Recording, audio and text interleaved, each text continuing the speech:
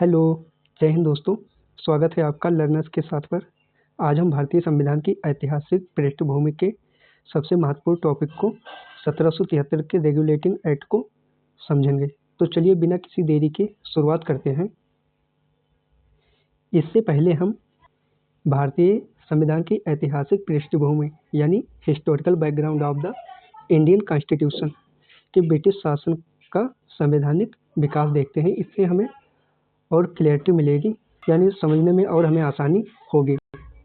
आप लोग एक सवाल सोचिए, अगर अंग्रेज भारत में व्यापार करने आए थे तो वे पूरे भारत के शासक कैसे बन गए? और इसी सवाल का जवाब आज के लेक्चर में मिलेगा। अंग्रेजों का भारत आगमन, जैसे 1600 में महारानी एलिजाबेथ प्रथम ने ईस्ट इंडिया कंपनी को चार्टर दिया, यानी कंपनी को पूर्वी देशों में व्यापार करने की अनुमति मिल गई। और फिर 1608 ईस्वी में कंपनी भारत पहुंची, लेकिन ध्यान रखिए उस समय उनका उद्देश्य केवल व्यापार करना था, शासन करना नहीं था। तो आप लोग बताइए उस समय अंग्रेज भारत में किस उद्देश्य से आए थे? क्या हो जाएगा आंसर इसका? तो उस समय जो अंग्रेज आए थे भारत में, उनका केवल और केवल उद्देश्य व्यापार करना था, ना कि शासक। तो यही चीज़ यहाँ लिखी हुई है। भारत में ब्रिटिशों का आगमन 1600 में महारानी एलिजाबेथ प्रथम द्वारा ईस्ट इंडिया कंपनी को चार्टर प्राप्त हुआ, यानी कंपनी को पूर्वी देशों में व्यापार करने की अनुमति मिल गई, जो कि 1608 ईस्वी में ईस्ट इंडिया कंपनी भारत में व्यापार करने हेतु आई और इसका प्रारंभिक उद्देश्य केवल व्यापार करना था। तो की पॉइंट क्या हो जाएगा इसका? अंग्रेज व्यापारी थे, शासक नहीं। और फिर अब सवाल उठता है कि व्यापारी शासक कैसे बन गए? व्यापारी शासक अब कैसे बन गए? तो 1765 ईस्वी में कंपनी को बंगाल, बिहार और उड़ीसा की दीवानी मिल गई।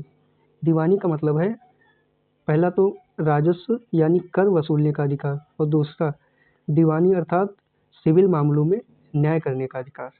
तो निष्कर्ष यह निकलता है कि यहीं से कंपनी व्यापारी से शासक बनने लगी।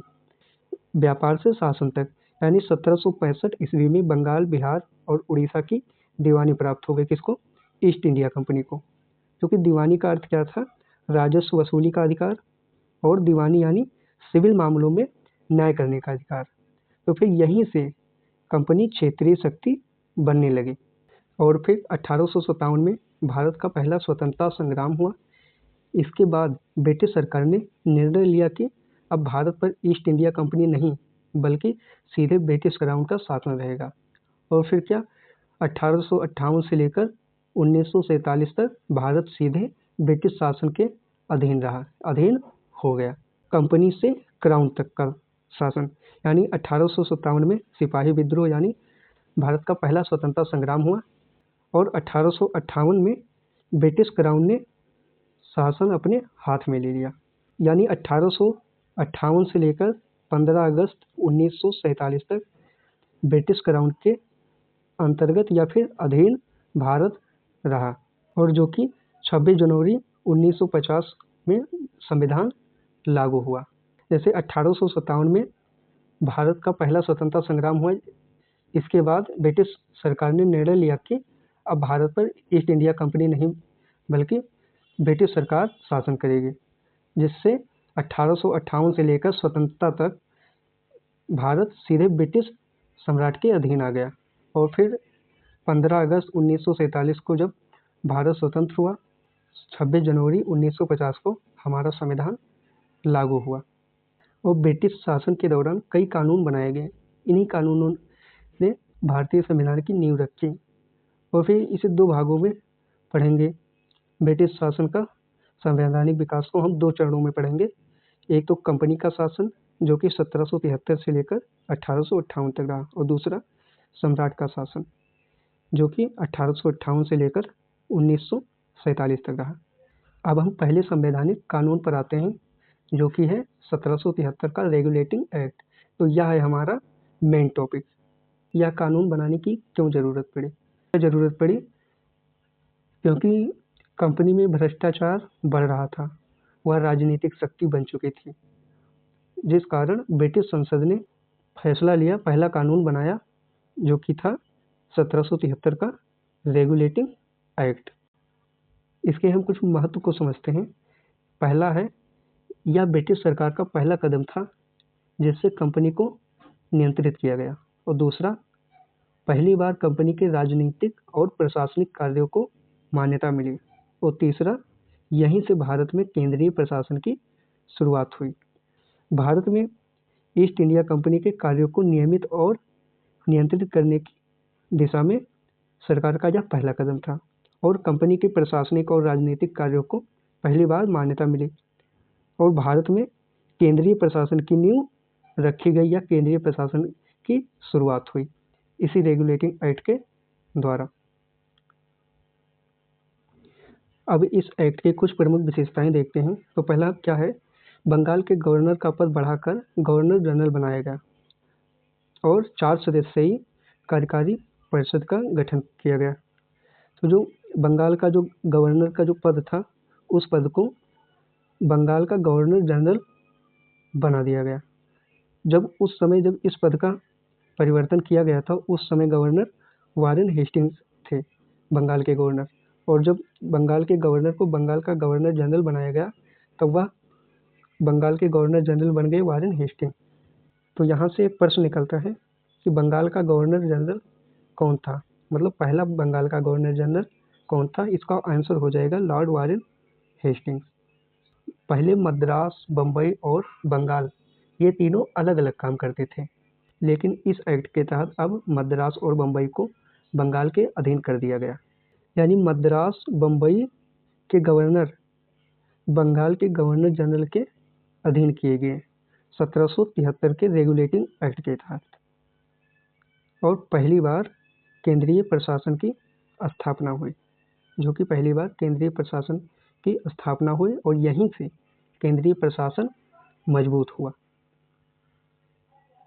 अगली विशेषताएं हैं, और इसी एक्ट के तहत 1774 ईस्वी में कलकत्ता में सर्वोच्च न्यायालय बनाया गया, यानी सर्वोच्च न्यायालय की स्थापना की गई। और इस सर्वोच्च न्यायालय में एक मुख्य न्यायाधीश और 3 अन्य न्यायाधीश थे। और विशेषताएं क्या हैं, अब ब्रिटिश सरकार ने भ्रष्टाचार के लिए निजी व्यापार और रिश्वत पर प्रतिबंध लगा दिया, यानी कंपनी के कर्मचारियों के जो निजी व्यापार पर रोक लगा दिया, और भारतीयों से उपहार एवं रिश्वत लेने पर प्रतिबंध, यानी जो कंपनियों के जो कर्मचारी थे, वो जो निजी व्यापार अपना अलग करते थे, उन पर रोक लगा दिया, और जो वो कर्मचारी लोग जो भारतीयों से उपहार या रिश्वत लेते थे, उस पर भी रोक लगा दिया गया, यानी प्रतिबंधित कर दिया गया। अब कंपनी पूरी तरह स्वतंत्र नहीं रही। कोर्ट ऑफ डायरेक्टर्स के माध्यम से ब्रिटिश सरकार का नियंत्रण मजबूत हो गया, और भारत के राजस्व, नागरिक एवं सैन्य मामलों की जानकारी ब्रिटिश सरकार को देना अनिवार्य हो गया। यानी ईस्ट इंडिया कंपनी को यह अनिवार्य हो गया कि राजस्व, नागरिक और सैन्य मामले की जानकारी ब्रिटिश सरकार तक पहुंचाना अनिवार्य हो गया। तो ये था रेगुलेटिंग एक्ट का कुछ महत्वपूर्ण विशेषताएं। अब इसको हम कुछ महत्वपूर्ण की के पॉइंट फॉर्म में देखते हैं। जैसे 1773 के रेगुलेटिंग एक्ट में क्या हुआ, इसको हम पहला संवैधानिक अधिनियम कहते हैं, और इसके तहत बंगाल के गवर्नर के पद को बंगाल का गवर्नर जनरल पद नाम दिया गया, जो कि पहला गवर्नर जनरल बना लॉर्ड वारेन हेस्टिंग। और इसी एक्ट के तहत 1774 ईस्वी में कलकत्ता सर्वोच्च न्यायालय की स्थापना हुई और केंद्रीय प्रशासन की शुरुआत हुई, और कंपनी ब्रिटिश सरकार का नियंत्रण और कंपनी पर ब्रिटिश सरकार का नियंत्रण। इसके अलावा कुछ और डेट और कुछ महत्वपूर्ण की पॉइंट हैं। जैसे 1600 में महारानी एलिजाबेथ प्रथम ने कंपनी को चार्टर प्रदान किया, चार्टर दिया, और 1608 ईस्वी में ईस्ट इंडिया कंपनी भारत आई, और 1765 ईस्वी में इसे दीवानी प्राप्त हुई। कहाँ की दीवानी? बंगाल, बिहार और उड़ीसा की।